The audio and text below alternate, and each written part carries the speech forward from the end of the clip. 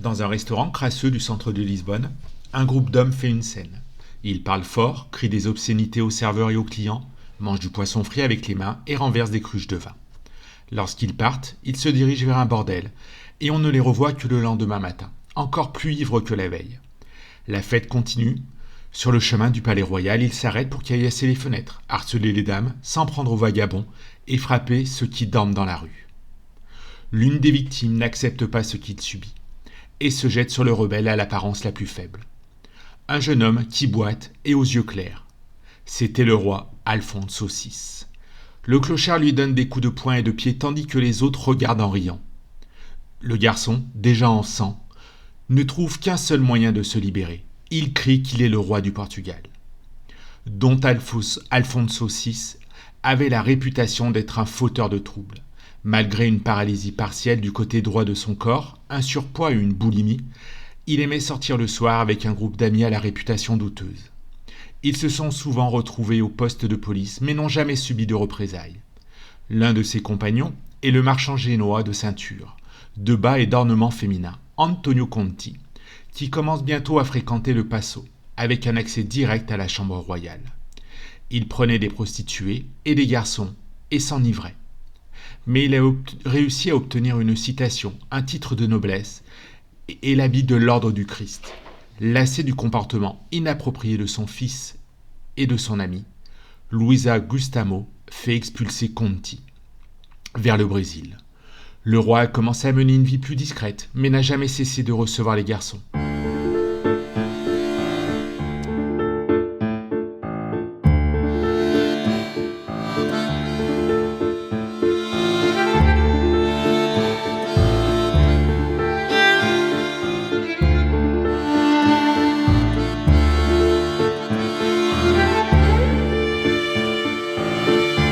Entre le 9 janvier et le 23 février 1668, les lundis, mercredis et samedis, après-midi, 55 témoins ont été convoqués au palais de l'archevêque de Lisbonne pour témoigner en audience publique de l'incapacité sexuelle du roi Dom Alfonso VI.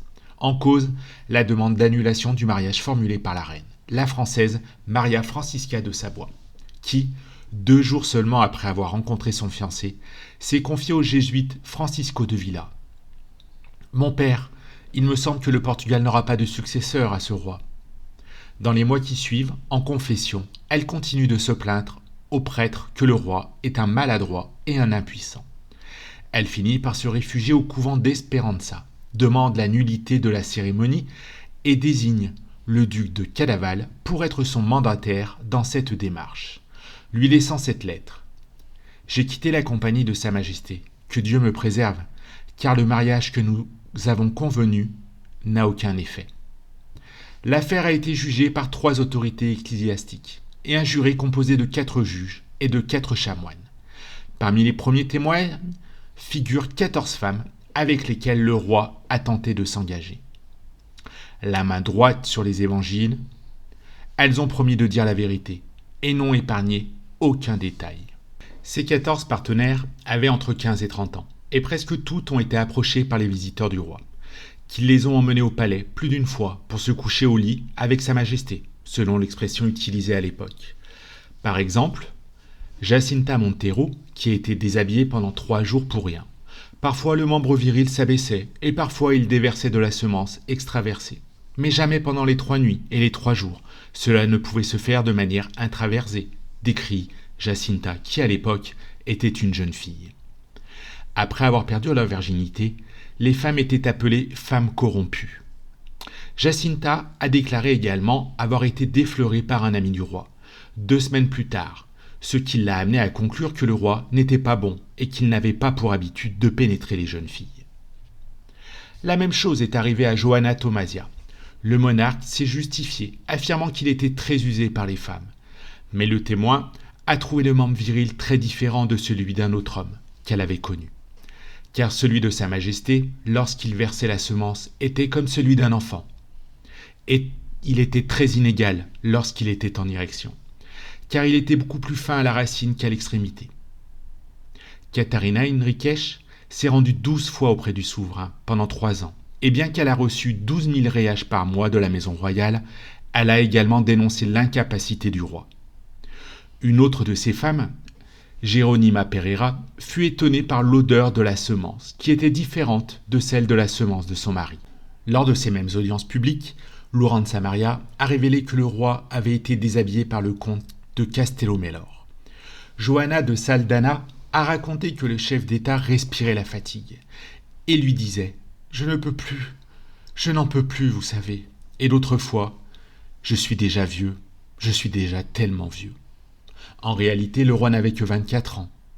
Puis à Johanna de Almeida, le monarque a présenté ses excuses pour la faiblesse et la faible activité. Il lui a dit « Vous savez, c'est un grand travail d'être un infirme. » Les médecins du roi ont attribué cette laxité à un accident qu'il a subi à l'âge de 3 ans et qui a presque paralysé le côté droit de son corps. Le problème a persisté malgré divers remèdes et traitements.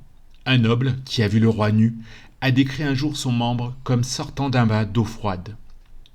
Et un garçon d'armoire a confié que le chef d'État avait demandé à ses domestiques de vérifier sa puissance. Il n'y avait personne aux audiences pour défendre le roi, qui a été destitué par une décision du Conseil d'État et a passé le reste de ses 14 ans en prison. Quant à Don Maria Francisca de Savoia, elle parvient à faire annuler le mariage et épouse peu après son beau-frère, Pedro II, qui est couronné roi après avoir été impliqué dans toutes ces collusions, qui ont conduit à la destitution de son frère. 9 mois plus tard, en janvier 1669, une princesse est née, l'Infante Isabelle.